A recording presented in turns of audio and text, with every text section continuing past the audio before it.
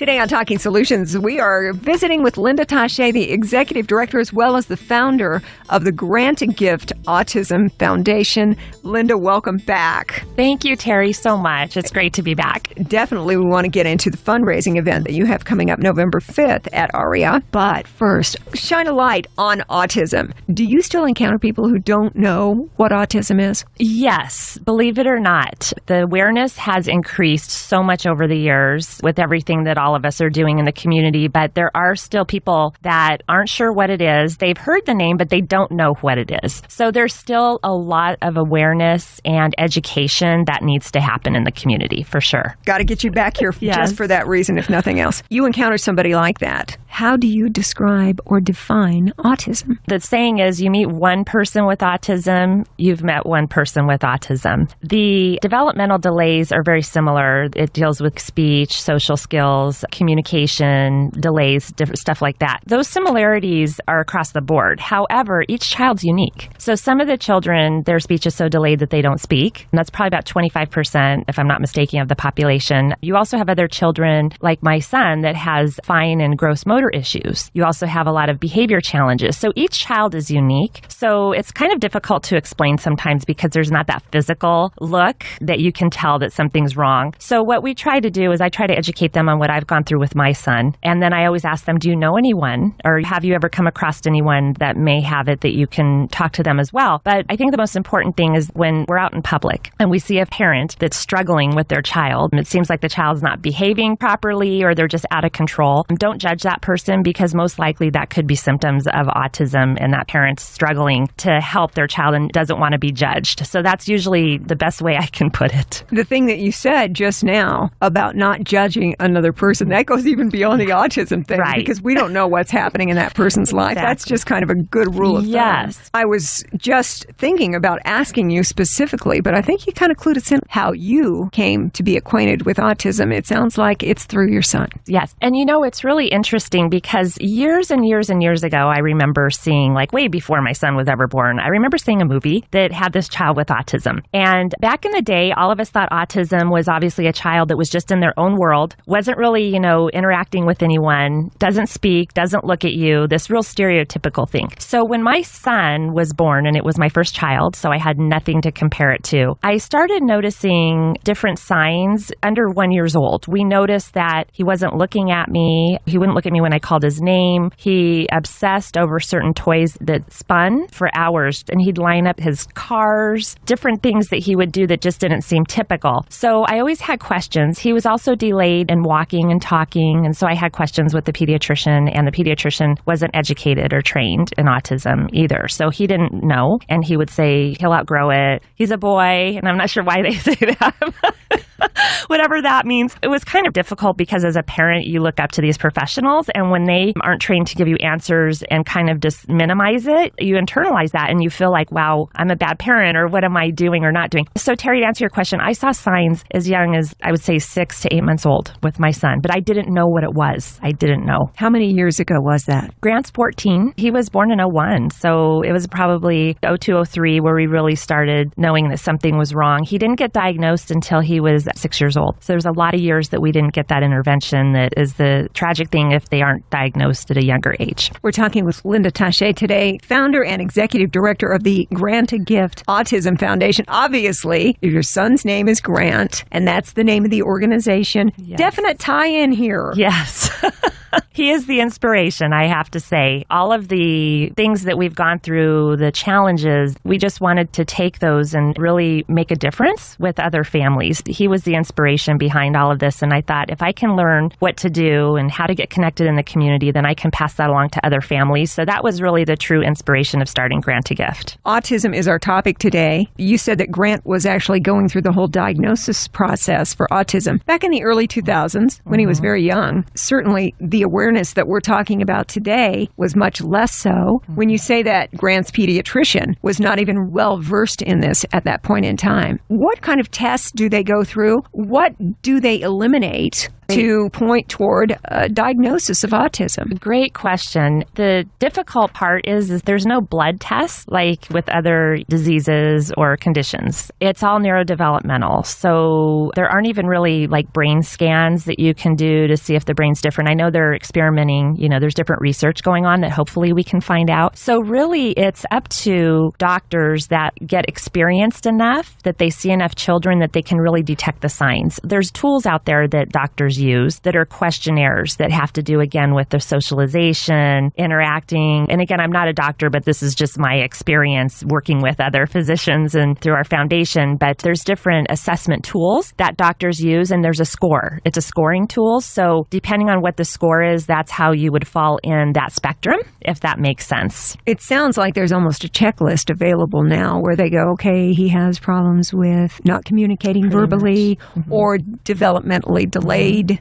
Speech. Yeah, a lot of different things that would point toward the possibility of autism. Yes. But the numbers that we're dealing with these days, it's increasing so much. I would imagine it was even less common back in the day when Grant was going through the diagnosis with you. Yes. Because I was hearing numbers a few years ago, 1 in 128. Now I think the latest number we're hearing is 1 in 68. Yeah. To give you an example, in 2009 when we started Grant to Gift, the numbers were 1 in 150. Now it's 1 in 68. That's the number. Depending on the part of the country you're in, it can be a larger prevalence, but that's the average, 1 in 68. So it has increased substantially, even since we started the foundation 6 years ago. I do want to say also, talking about back in the day when it wasn't as prevalent, I have a very dear friend, and he's on our board with Grant to Gift. His name's Gary Ackerman, and he has a son that's 33. He had to take him to UCLA to get diagnosed. So back in that day, there wasn't even a place here to get his son diagnosed. So he had some big struggles. But at least with my situation, Grant was diagnosed here. The difference is, though, from then and now, is that once he got the diagnosis, they didn't know what else to do. They said, okay, he has autism. Here's a list of people that may be able to help you. Good luck. Which is sometimes almost worse because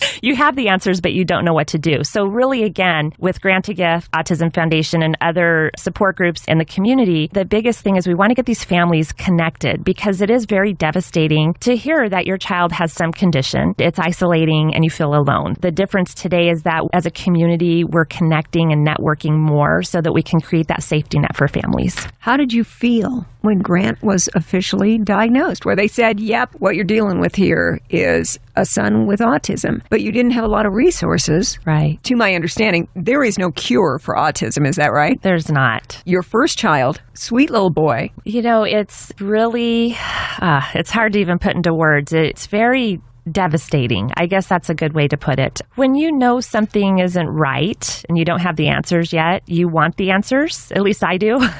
But then when you get the answer, you almost wish you didn't have it, and it's a new reality. And I remember it was almost like a grieving process that I had gone through, because first you're in denial, like, no, this can't be. And then you realize, okay, it is what it is, so I have to address this. And then you turn it on yourself and you get angry and you're like, what did I do? What didn't I do? Is it my fault? And I think that's the cause of a lot of divorces, because the divorce rate's very high with families that have children with neurodevelopmental disabilities because of the stress and stuff like that. And then I have to say, probably the biggest thing that sticks out in my mind is all the hopes and dreams that I had had for him, like getting his driver's license, going to prom, getting a girlfriend, college, getting married. All of those things, those hopes and dreams that I had, seemed like they just crashed. Poof. They just gone. like poofed. And at the time, there were a lot of people that would say that there wasn't hope. He'll never be independent. They just didn't have positive words to say. It was just so difficult because you're just trying to process all this information and just try to do the best thing for your child. I remember it like it was yesterday. And again, I've tried to take that grief and pain and challenge and say, you know what, if I can take that and help other families, then it makes it okay.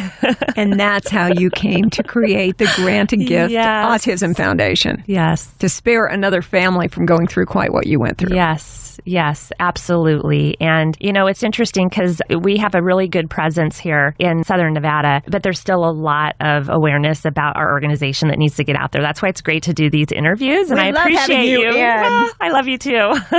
When kids normally are facing autism and their parents, and they're getting them into whatever school system, Clark County Schools or a private school or whatever, are they automatically diverted into special needs areas? There's actually a process through the IDEA that it's a special education process, that if your child is suspected to have a special need, then there's an assessment that they can do through the school district. So I have to say, over the years, there's been a lot of improvement in that process and the support. Still, it's an ongoing battle, because really in the younger years there probably is some isolation that needs to happen to work on different things, but as the kids get older, the inclusion piece makes all the difference in the world versus segregating them. So that's been an ongoing, I think, challenge, just with the resources, even the funding, the resources that the school district has. So parents really have to be the best advocate for your child. But I do have to say that Grant's in high school now, and he's been in the special education system since he was 3, and I've just seen over the years, the change in awareness and support. I think there's still a long way to go, but we've come a long way, and that's I think huge for the families, and the families really need to know that really they're the ones that are going to advocate the best for their children. The numbers that we're talking about for the amount of kids who end up with the diagnosis of autism, you were saying it was about 1 in 150 when Grant was diagnosed in the early 2000s. I had heard 1 in 128 at some point in time. Now, the latest materials that I get are saying 1 in 68. Mm-hmm. Do you attribute that to just more awareness, better diagnosis, as opposed to a higher prevalence of autism for some reason? Yeah, that's a great question, and I get that question all the time. According to the leading researchers in the United States and even worldwide, is they think it's a combination. They believe that because of the larger spectrum of diagnosing, that's made a difference. But they do believe that there is a environmental issue that is involved, because it's starting to be genetic. So something is going on with genes. So like it runs in my family. So my brother has Asperger's, which is a higher functioning autism. He wasn't diagnosed until he was an adult. We didn't know back then. So he has it. My first cousin's son has autism too. So it runs in our family. So there is some genetic component there, and they think it's environmental, but they don't know what it is that is triggering this. So it's a combination, Terry, to answer that. You've referred a couple times during our discussion on autism today. Lynda Tache is with us, the executive director and the founder of the Grant a Gift Autism Foundation. You've called it the autism spectrum. Yeah. Is that because there are so many different symptoms that can be called autism, so many different symptoms that each child being different, as you referred to, yes, they fall somewhere in that spectrum? Absolutely. As we call it. Absolutely. Yeah, that's absolutely correct. It's a large spectrum. Some of the children can even have an intellectual disability along with their developmental disability as well. So there is a wide range depending on the child. But all the underlying symptoms of the social, communication, and that has to be there. But there is a huge spectrum, and they're all different levels. So that's what's so challenging sometimes to work with. And we're finding that a higher percentage of boys? Yes. By a big degree? Yes. Yes. They say the stats are 1 in every 42 boys is on the spectrum somewhere. I think it's like 4 out of 5. So if you take every 5 children that have autism, 4 out of 5 will be a boy.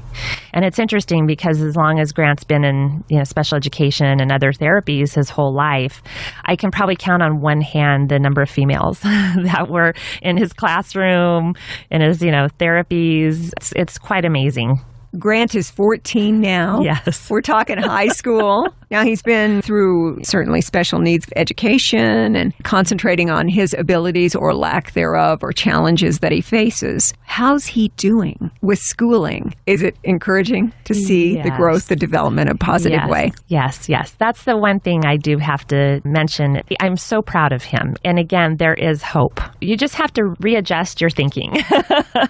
There's just different hopes and dreams that you're going to have for your child because really you want them to be happy. You want them to reach their full potential. And every child has a potential regardless if they have a disability or not. So I think that's the biggest thing is Grant is reaching his potential. He is mainstreamed now. We still have the special education plan, but we've been fortunate because the schools that he goes to have a really big inclusion culture. So the principal and other teachers really work with us to make sure that Grant's work is accommodated so that he can function in like a regular classroom. And I have to tell you, he's the happiest kid, but he's a teenager. There are some things that just don't go away. That age, you just deal with some things. Yeah. So sometimes I wonder, who are you? Are you my child? But he is doing fabulous. And I just want to let parents know that there is hope for them to have happy, productive lives. And he's young. So if he's 14, so there's still, I think, a lot of things that are going to happen with him that we don't know yet. So your message to a parent who has a child who is diagnosed on the autism spectrum with whatever kind of challenges is to reach out to your organization, the Grant a Gift Autism Foundation, for a lot of reasons. For somebody who understands, for someone who will listen, for someone who knows the resources and can help direct you on a path to where you can get the things, access to the services that can really make a difference in that child and their lives. Absolutely. That is probably one of the greatest things that we can offer is holding that family's hand. And it does go above and beyond the child itself with the disability because there's a lot of family support that needs to happen with these families. We have a family-centered philosophy, like a sibling support group. We have different parent empowerment trainings that we do. So we just really want the family to know that they're not alone and we can guide them through this craziness. I think that's important. I'm just guessing. Anytime something happens with your child, there's got to be guilt related to that. Like, what did I as a parent do to cause my child to have to deal with this? That's so true. Like, you ask yourself, what did I do wrong or what didn't I do right? And then you also start sometimes blaming your spouse, too. It's an interesting dynamic. And again, I think that's where marriages can get into trouble because they need that work through sometimes, just to get what they need so that they can understand that it's really not our fault, but we have to look inside and say, it is what it is. How can we make the best of this situation? But that's easier said than done, Terry. As if everyday life wasn't stressful enough. Exactly. Good Lord. So for a family who is dealing with autism, what sort of suggestions would you offer them? Great question. I would say sometimes the best and the first thing you need to do is reach out to another parent that may be in the same situation. Because unfortunately, every family member has their own take on what this is, whether it's a grandparent or an aunt, uncle, whatever. Your immediate family doesn't always understand, and that's what can be really challenging. Definitely talk to another parent, look for support organizations, call us, call Grant a Gift Autism Foundation at our office, and we can, again, direct you into different resources in the community. But I would say don't keep it in, and it's okay. Some people don't want to mention it because they think it's going to label their child. But you know what? If you have to get services for your child, it's okay. You don't have to share that label with anyone you don't want to share it with. So that's, I'd say, the most important thing is don't hold it in, but seek help. I would also think that for the families, for the neighbors, for the other people that you encounter who do not have autism in their family, the way that they would react to a family that does deal with autism, that compassion and understanding, and as you mentioned, inclusion. Yes. Don't worry about your kids playing with a child with autism who's in your neighborhood or is your cousin from out of town or whatever the situation. It's not something they can catch. Right. It's something that we all need to understand. Therefore, we can react better. Like if you're sitting in a restaurant and there's a family at a table having their evening dinner together and there's issues at that table, it's not your place to correct the behavior of another child or family. Absolutely. I would think that that would come up every now and then. Yes. Because people who don't understand and don't deal on a daily basis with autism go, that kid is out of control. Yes. And in some cases, not all, but in some cases, I would imagine that is actually a reality. Yes, absolutely. That is so common. We know some people don't hold back when they have opinions about Yeah. And then sometimes you want to go help them, but you're not sure how to. I would just say, again, don't judge, because if we're not in someone else's shoes, we don't know what's going on. If anything, smile at them or just ask, is there anything I can do to help? That's probably the most humane thing that someone can do, because it's really embarrassing to that family. Yeah. And the thing that's hard is that a lot of times as a parent that that's probably going to happen, but you still want to go out in public because you can't be a hostage to your home. It can be very stressful for that family. Sometimes they have to leave too. I've had many situations where it was too disruptive. And so as a parent, I just said it's better that we go. The funny thing is, it's not just kids with autism that get pulled out of restaurants. Right, Okay. exactly. At some point in time, every parent has had, hey, we're out of here. Yeah. You either need to calm down Absolutely. or we need to get a to-go box over here, please. Yep. Yeah. Part of being a parent. Yes. It just is good to know that over these past years since Grant was diagnosed, your son, and the Grant a Gift Autism Foundation, that's where the name comes from. It makes perfect sense. But the services and the awareness have increased so much. Doesn't Touro University over in Henderson have some special programs related to autism? Absolutely. They do have a center over at Touro. As a family, we've actually gone through a lot of their services. They have great therapists over there. They do some assessing, some diagnostic services, and then other treatment stuff as well. So we've been a client of theirs. We know them, and they're just a great resource in the community. You dealt with the diagnosis with Grant being labeled with autism. The services weren't there. The understanding wasn't there. And as you mentioned, Gary Ackerman, with his 33-year-old, back when they were going through the diagnosis, he had to go all the way out to Southern California to be able to get the services. Now we do have services in Southern Nevada for this increasingly prevalent issue that is autism. Families deal with it. Kids deal with it. The services are available to connect, find support, understanding, and services through your organization. Yes, absolutely. And there's a lot of education that comes along with it as well, because even though there are more services today, there's still waiting lists sometimes for these parents to get their children into these services. There's also financial barriers sometimes, because insurance sometimes covers the services, and then depending on your policy, sometimes it doesn't. Same thing with the state funding. There's only so many children that the state funding can serve. So there's a lot of families out there that may know where to get services, but there's barriers to getting that service. So that's, again, one of the things that we have a scholarship program, and also we're embarking on a new collaboration with the UNLV Medical School. I'm very excited that we will be talking about at the gala. We are looking to open the largest center for autism in the state of Nevada that will help eliminate a lot of the waiting times and even the insurance and Medicaid challenges that these families are coming up against. So we're really excited about this new project that's right around the corner. Going to work on backlogs and barriers and make things better for families. Build that capacity. I think that's the key. With the Grant a Gift for Autism Foundation, you need to go out and do a fundraiser every now and then to be able to provide the services that are so needed in our community. Yes. And I know that you've got a big event coming up on November 5th at the ARIA. Yes. Sixth annual? Yes, our 6th annual Fashion for Autism. It's an amazing event, Terry. It's going to be November 5th. This actually is our biggest fundraiser that we do throughout the year, because as we all know, it takes money to run these programs and fund our therapists and help the families get the services that they need. So this event will be at the ARIA at 6 p.m. We still have some seats available. So if someone wanted to go to our website to buy a ticket or purchase a table, I'm excited to say that we have around 500 people already committed to coming to the event. So it's going to be amazing. Our fashion partner is Porsche Design. So it's going to be a very, very high-end, really chic fashion portion during dinner, which is going to be a lot of fun. So this event actually is going to be the main funding source for this new center that I was just talking about, that's actually slated to open January of 2016. Oh, that's not far away. No.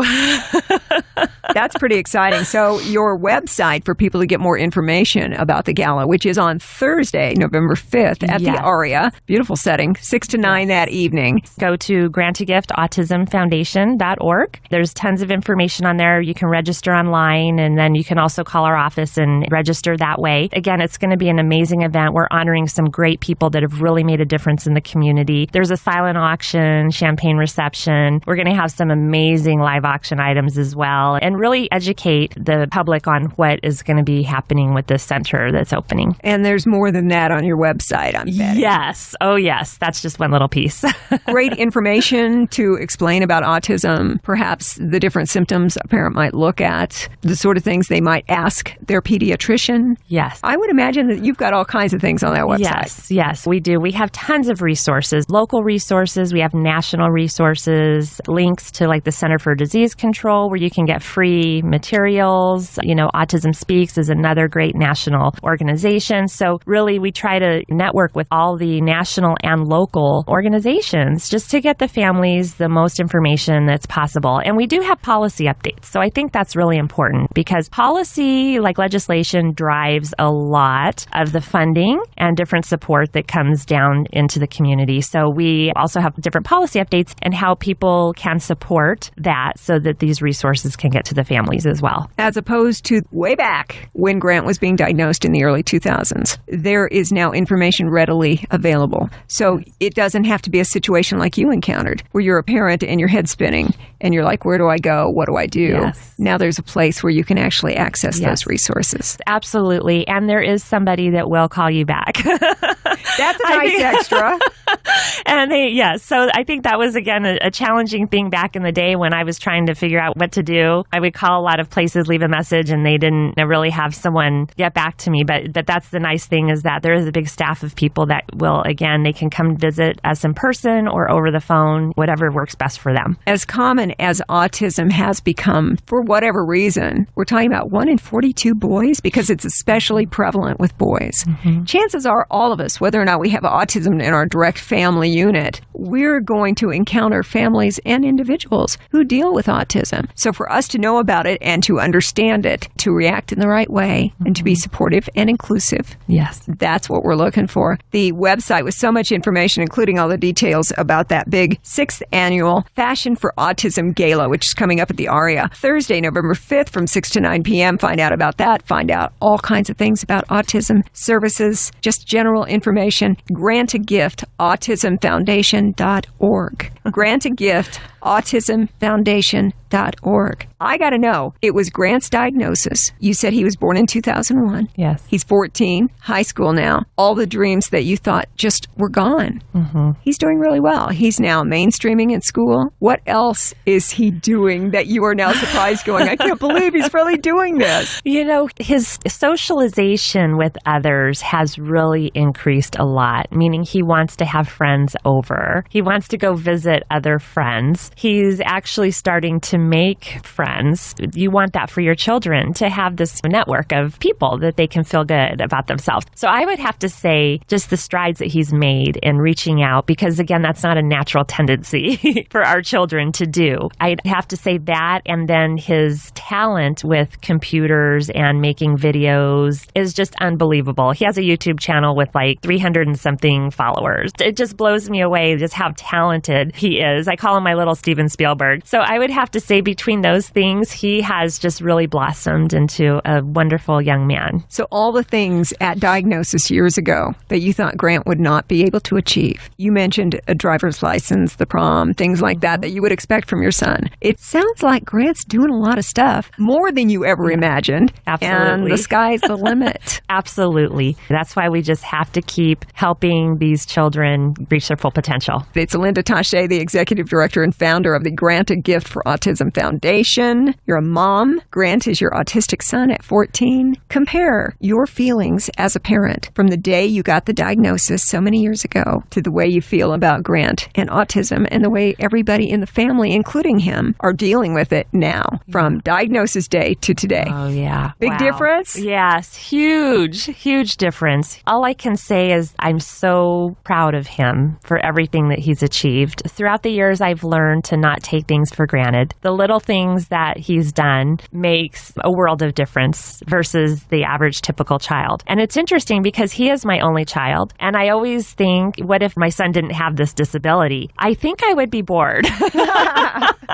I really do, because the things that he says, it's just amazing. He's just so fun and has such a good spirit. So I just have to say that I am proud to be his mom, and I have such high hopes for whatever he can do in the future, and I want to nurture that as much as I can. So back then versus today, it's night and day. It's a whole different world. There are still challenges that we have to overcome, but you know that you can overcome them. So it's a really good feeling, Terry. You're a big part of the solution, though, Lynda Tache. You are part of the rosier outlook for people who deal with autism. The things that you're making more available for families and people who are diagnosed with autism. All these wonderful stories about Grant and all the stuff he can do. Bottom line, Grant is a gift. Yes. And the name of your organization is the Grant a Gift Autism Foundation? Yes. .org. Yes. Yep. Got a lot to be proud of. Thank you. Thank you for coming in today on Talking Solutions. Thanks, Terry. Talking Solutions is a production of the Community Relations Department here at Beasley Media Group, Las Vegas. Get more information on today's topic on our Talking Solutions page on Facebook, where you will also find links and a podcast of today's show. Thanks for listening, and have a great week.